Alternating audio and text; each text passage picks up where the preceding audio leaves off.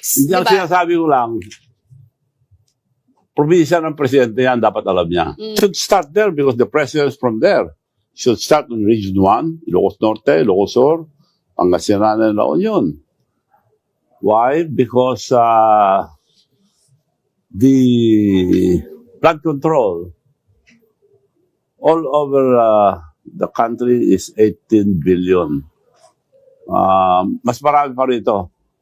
Pero the top 3, the biggest, is Occidental Mindoro, which is 3 billion plus. Second is Bulacan, 2 billion 800. Third is Ilocos Norte, 2 billion 700. Bakit hindi ginagalaw itong Ilocos Norte? Bakit binubugbog yung mga iba?